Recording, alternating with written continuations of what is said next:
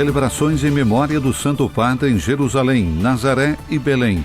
Um momento de profunda união entre os fiéis locais e a Igreja do mundo inteiro. Aconteceu no Mosteiro das Clarissas, em Jerusalém, a abertura oficial da causa de beatificação da serva de Deus, Maria da Trindade, um evento que marca o início formal do caminho rumo às honras dos altares. Cerca de 300 bispos, incluindo alguns cardeais, responderam ao convite do caminho neocatecumenal para o encontro especial na Terra Santa durante a semana em Albis. Duas viagens históricas, duas testemunhas excepcionais, Frei Marcello Cicchinelli e Frei Eduardo Maceu, frates da custódia da Terra Santa, acompanharam o Papa Francisco ao Oriente Médio, vivenciando em primeira mão momentos cheios de espiritualidade e significado.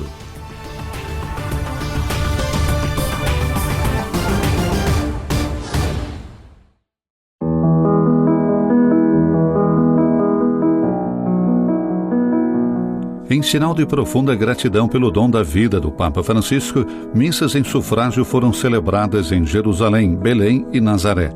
Na Basílica do Getsemane, Dom Adolfo Tito Illana, delegado apostólico para Jerusalém e Palestina e núncio apostólico para Israel e Chipre, celebrou a Santa Missa, recordando com gratidão e emoção um pastor que se entregou à Igreja e à humanidade com extraordinário amor e dedicação. Ele sabia falar, pronunciar e proclamar o Evangelho com palavras que todos pudessem entender. Suas palavras nos fizeram sentir nossos pés firmemente plantados no chão. Ele era um pastor segundo o coração do único bom pastor, Jesus Cristo. Seguia-o e observava suas palavras, que ele transmitia fielmente. E essas palavras não foram apenas ditas, elas foram vividas, porque ele as sentiu verdadeiramente em sua vida e em seu coração. Em Belém, Sua Excelência Dom William Somali, vigário patriarcal latino para Jerusalém, lembrou as posições humanitárias do Papa durante as difíceis circunstâncias pelas quais a Terra Santa está passando. Ele então convidou todos a serem como o Papa Francisco, promotores da paz e construtores de pontes. نحن أهل الأرض المقدسة نشعر بدين عميق تجاه البابا فرانسيس. Nós, povo da Terra Santa, sentimos uma profunda gratidão ao Papa Francisco porque ele cuidou de nós até o fim. Ele nos guiou em oração até o último dia. Ele levantou a voz para pedir paz no mundo e, em sua última mensagem, lembrou todos os conflitos: Ucrânia, Sudão, Iêmen, Síria, Líbano, África e Congo. À guerra em Gaza, ele dedicou uma atenção especial. وركز بشكل مميز على الحرب الدائرة في غزة. O Papa Francisco sempre carregou em seu coração Jesus misericordioso, o Jesus próximo dos pobres e necessitados, como todos sabemos. Vimos seu amor pela Terra Santa, mesmo nessas circunstâncias difíceis, de injustiça, de guerra, de duras condições de vida e falta de trabalho. Sua presença na Terra Santa era sentida por meio de seus telefonemas diários aos paroquianos em Gaza, para perguntar sobre suas condições, o que comiam e bebiam. Ele sempre clamava por oração, paz e pelo fim da guerra. No dia 29 de abril, o custódio da Terra Santa, Frei Francesco Patton, celebrou uma missa em sufrágio do Papa Francisco no convento de São Salvador, em Jerusalém. Na homilia, ele quis recordar o ensinamento do Papa: não há santo sem passado e não há pecador sem futuro. Basta atender ao chamado com um coração humilde e sincero.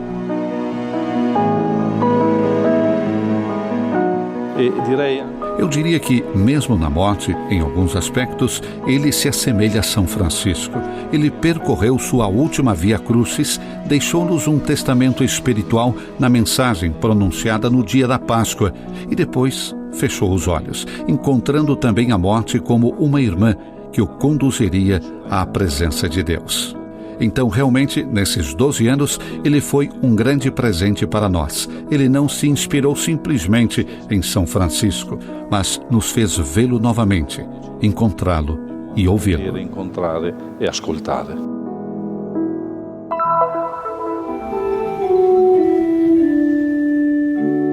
No dia 30 de abril, as Clarissas celebraram a abertura oficial da causa de beatificação da serva de Deus, Maria da Trindade, na Igreja do Mosteiro de Jerusalém.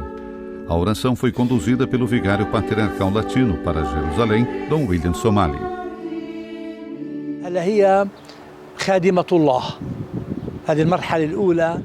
Ela agora é oficialmente uma serva de Deus. Na segunda fase do processo de beatificação, deve ocorrer um milagre atribuído à sua intercessão. O presumido milagre é examinado primeiro por uma comissão médica e depois por uma comissão teológica. Se ambos confirmarem que se trata de um evento verdadeiramente sobrenatural que requer intervenção divina, ela pode ser proclamada beata.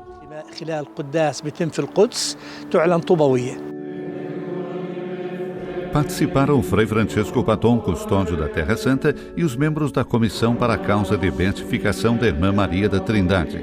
Entre eles, Dom Hilário Antoniazzi, delegado do Patriarca, Padre Filippo Morlacchi, advogado, Irmã Maria Fischer, tabeliã e diversos frades e freiras. Na homilia proferida em nome do Patriarca Latino de Jerusalém, Cardeal Pier Battista Pizzaballa, Dom Somali afirmou que não podemos permanecer em silêncio diante do testemunho de luz que nos chega. O Papa Francisco também, em sua exortação apostólica sobre a santidade, nos convidou dizendo: deixemo-nos inspirar pelos sinais de santidade que o Senhor oferece por meio dos membros mais humildes desse povo, que também compartilham a missão profética de Cristo, difundindo seu testemunho vivo por toda parte, sobretudo por meio de uma vida de fé e caridade.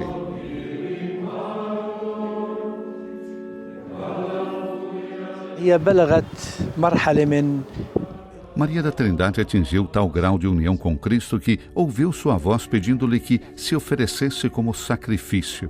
Isso significava fazer cada ação por obediência e amor a Deus e ao próximo. Ela aceitou esse pedido e, de fato, foi justamente por meio desses gestos cotidianos, vivenciados como oferta, que ela deu passos de gigante no caminho rumo à santidade.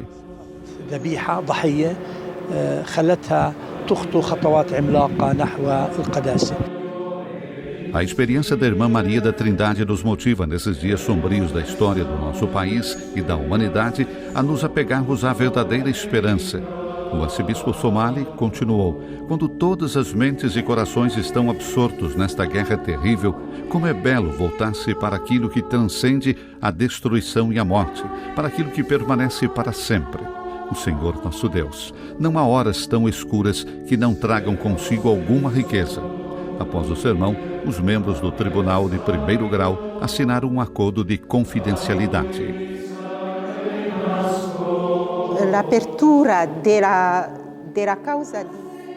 A abertura da causa de beatificação e canonização da Irmã Maria da Trindade, neste momento, durante o Jubileu da Esperança, é uma grande alegria para a comunidade das Clarissas de Jerusalém, mas também para todas as Clarissas do mundo inteiro. Ao final da celebração, os presentes dirigiram-se ao túmulo da serva de Deus Maria da Trindade, onde rezaram para que o Senhor manifestasse sua santidade. Perché la santità è il frutto maturo della vita cristiana. Papa Francesco. Porque a santidade é o fruto maduro da vida cristã. O Papa Francisco disse em sua encíclica que a santidade é o rosto mais verdadeiro da Igreja. Então, ver que hoje há santos é uma grande alegria para nós, um encorajamento e um sinal de esperança. Também neste momento em que precisamos de testemunhas, de luzes para continuar caminhando. Delle luci per continuare a camminare.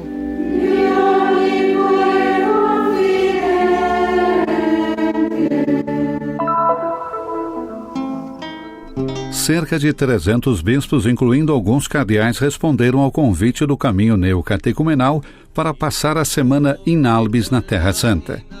Alguns deles, devido à morte do Santo Padre, retornaram às suas dioceses antes do fim da convivência, dirigida pela equipe internacional do Caminho, que os viu peregrinos nos lugares santos. O carisma específico do caminho neocatecumenal, iniciado por Kiko Arguello e Carmen Hernandes, é oferecer à Igreja um modelo de iniciação cristã válido para os tempos atuais. Um caminho de anúncio e catequese para ser vivido em pequenas comunidades que aprendem a viver na humildade, na simplicidade e no louvor, descobrindo que Cristo está vivo nos outros, para experimentá-lo na liturgia, no serviço e no diálogo íntimo com a palavra de Deus. Por esse motivo, o momento culminante da convivência dos bispos foi a bênção do Santuário da Palavra, construído na Domus Betânia, casa de formação para sacerdotes e leigos, dirigida pelo padre Francesco Josué Voltaggio, sacerdote itinerante e docente do Studium Biblicum franciscano. Foram dias maravilhosos. Os bispos puderam vivenciar as celebrações da Páscoa nos lugares santos, em vários lugares santos de Nazaré, Cafarnaum, Tábega, Jerusalém e Belém, celebrando em todos esses lugares, vivenciando as celebrações da Páscoa e tendo alguns encontros na Domus Galilei, onde tudo foi organizado pelo seu diretor, Dom Rino Rossi. E esse tempo tem seu ponto culminante aqui, justamente em Jerusalém. Hoje tivemos uma grande graça especial, poder acompanhar com todos os bispos, em comunhão com a Igreja do mundo inteiro, o funeral do Santo Padre Francisco, aqui mesmo, na Domus Betânia, que é uma casa que acolhe principalmente sacerdotes, mas também alguns leigos para um ano de imersão na Terra Santa. E hoje haverá, logo depois da celebração eucarística, digamos, de encerramento, com todos esses bispos, a bênção do novo Santuário da Palavra, que é um lugar importante, porque é o lugar onde podemos examinar as Escrituras diante do Santíssimo Sacramento e nos alimentarmos nessas duas mesas, como disse a Dei Verbum, a Constituição Dei Verbum do Concílio Vaticano II, a mesa da Palavra e a mesa da Eucaristia. Noi facciamo sempre la scrutatio davanti al Santissimo, perché la parola in Gesù Cristo presente nella... Fazemos sempre a scrutatio diante do Santíssimo, porque o Verbo em Jesus Cristo presente na Eucaristia se fez carne. A centralidade de toda iniciação cristã é a palavra. Então, nos encontramos aqui em um santuário da palavra. Jesus disse: examinai as Escrituras, porque elas falam de mim. A Igreja, nos primeiros séculos, quando se deparou com o paganismo, se deparou com uma dificuldade. Como fazer as pessoas descobrirem o Deus de Abraão, o Deus de Isaac, o Deus de Jacó? Como isso pode ser descoberto? Porque um Deus que intervém na história não é o Deus das mitologias que as pessoas criaram. A Igreja então se voltou para a história da salvação, e especialmente para o Êxodo. Esse padrão, essa experiência, se tornará então a iniciação à fé cristã. Kiko Arguello, juntamente com Carmen, criou gradualmente um catecumenato baseado na Igreja primitiva, que nos foi apresentada por Paulo VI. Paulo VI criou uma comissão para restabelecer o catecumenato na Igreja. O responsável é o cardeal Wojtyła, que mais tarde se tornou o Papa João Paulo II. Nella Chiesa e proprio l'incaricato e responsabile era il cardinale Wojtyła, che poi diventerà Papa Giovanni Paolo II.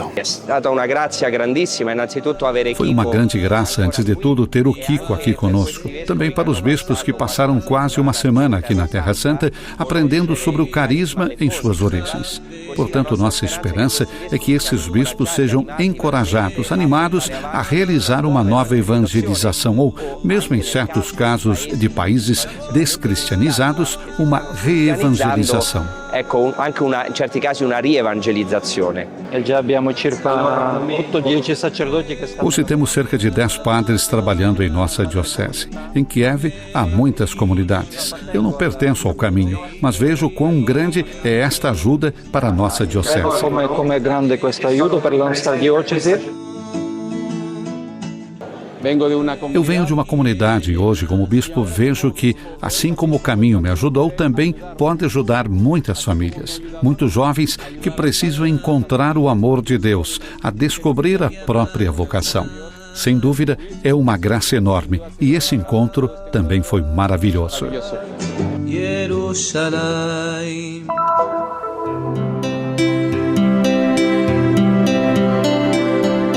Durante as visitas e viagens apostólicas do Papa Francisco à Terra Santa e ao Oriente Médio, alguns frades da custódia da Terra Santa o acompanharam em diversas ocasiões e em diversos contextos. Frei Marcelo Cicchinelli foi mestre de cerimônias e, em Chipre, Frei Eduardo Maceu atuou como intérprete. Descobriremos agora os seus testemunhos. Tenho uma longa ligação com o Papa Francisco. Eu venho de uma paróquia jesuíta em Mendoza, formada por padres da periferia, como ele os definia. Depois, quando o Papa Francisco se tornou bispo de Buenos Aires, sempre foi uma pessoa que admirei. Eu não sabia que a vida me levaria a recebê-lo aqui, na Terra Santa. Um encontro repleto de significado ecumênico e espiritual. Na Terra Santa, o Papa Francisco renova o abraço histórico entre Roma e Constantinopla, relembrando o encontro histórico entre o Papa Paulo VI e o Patriarca Atenágoras. Um gesto de paz, diálogo e unidade que hoje revive entre as pedras sagradas de Jerusalém. Um encontro que é stato bellissimo, questo incontro ecumênico. O encontro ecumênico foi lindo. Então, a guarda do Vaticano nos disse, Padre Marcelo e Padre Stefani, que era o custódio, o Papa Francisco virá almoçar amanhã em São Salvador. E eu? O quê? Como assim? Nessa casa aqui onde estamos agora? É impossível. Na minha cabeça não parecia uma boa ideia que o Papa quisesse vir almoçar em São Salvador. E eu disse, vamos ficar cercados pela segurança, não poderemos nos mover. Ele chegou atrasado aqui porque estava numa reunião no Notre Dame. Estávamos cercados pela segurança, os frades não sabiam de nada. Tocamos os sinos às 11 e o almoço era às 13. Então, 2 horas, todos no refeitório. Ninguém se movia. E foi lá que contamos à comunidade que o Papa viria almoçar conosco. Para os frades foi uma surpresa, uma grande alegria para a comunidade. Os frades idosos também estavam presentes conosco. Eles o viram. Ele também se lembrou de vários frades que ordenou em Buenos Aires. Ao Frei Gustavo, ele disse, eu te ordenei. E sim, ele lembrou. Esse é um dos momentos mais lindos. Ele quebrou o protocolo e veio nos visitar. Frei Eduardo Maceu também tem sua história pessoal com o Papa Francisco. Ele conheceu a custódia por meio de um programa de televisão e chegou à Terra Santa com apenas 18 anos. Para ele, o encontro com o Papa Francisco aconteceu durante a viagem apostólica a Chipre, onde atuou como intérprete do pontífice. Um sinal da providência que ele ainda hoje tenta entender. Per me è stata una cosa del tutto misteriosa. Foi uma experiência completamente misteriosa para mim. Um dia, simplesmente, em 2 de outubro de 2021, recebi uma ligação do custódio da Terra Santa informando-me que eu seria o intérprete do Papa. Eu sabia que acompanharia o Santo Padre durante sua viagem apostólica a Chipre e depois à Grécia. Até hoje, não encontrei uma resposta sobre o porquê disso ter acontecido comigo. Eu realmente acredito que foi obra da Divina Providência. Sono stato eletto perché mi è stato chiesto questo servizio, però credo che sia effettivamente la Divina Provvidenza. A partir da experiência vivida em Chipre, Frei Eduardo e o Papa Francisco estabeleceram uma relação de amizade e proximidade. Em particular, durante o período em que o Frei Eduardo viveu em Roma, por motivos de estudo, eles tiveram a oportunidade de se encontrar diversas vezes. Ho conosciuto Mario Bergoglio. Eu conheci Mário Bergoglio, uma pessoa que se entregou completamente à igreja. Melhor de tudo isso é que uma linda relação de amizade foi criada entre nós. Ele também teve alguns gestos muito gentis. Por exemplo, ligou para minha irmã para lhe desejar feliz aniversário. Minha mãe ligou para ele diversas vezes e até foi visitá-lo. Minha mamma è andata a trovare il Papa, quindi... Ele era o Papa, destacou Frei Eduardo, mas para mim ele era como um avô, pelo cuidado e a confiança sincera que me demonstrava. O único interesse real em nossos encontros era o diálogo, a troca de pensamentos, mesmo quando as opiniões não coincidiam. E isso é algo que o Papa sempre apreciou muito. Mi ricordo uno dei tanti episodi molto simpatici. Lembro-me de um episódio muito engraçado que aconteceu em Chipre. Naquele momento, um frade me pediu para entregar ao Papa uma cópia de sua encíclica Laudato Si, para que ele assinasse. Entreguei a ele e ele, abrindo o documento, me fez uma pergunta sobre o conteúdo. Para ser sincero, eu nunca tinha lido aquela encíclica antes da viagem apostólica. Nesse momento pensei, talvez eu tente responder e adivinhar, mas e se ele me fizer uma segunda pergunta e eu não souber o que dizer? Então ele disse francamente: Santidade, olha, eu nunca li esse seu documento. Ele olhou para mim e disse: Mas você é católico? E eu respondi: Desculpe-me, mas acredito que o fato de nunca ter lido seu documento não significa que eu não seja católico. O documento não significa que eu não sou católico.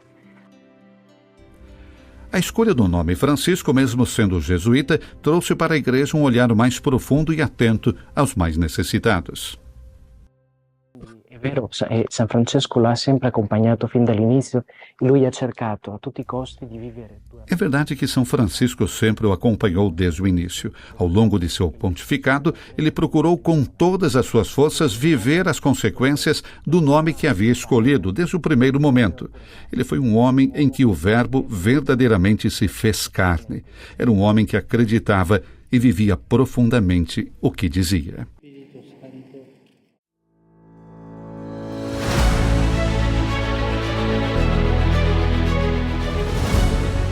Abra-se a um gesto de solidariedade e apoie a missão da custódia da Terra Santa. O Christian Media Center transmite as boas novas de Jesus, tornando conhecida ao mundo a espiritualidade dos lugares santos e a vida dos cristãos que aqui vivem.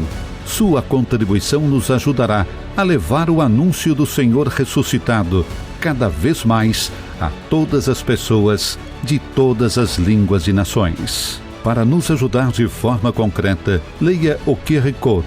Sua escolha fará diferença.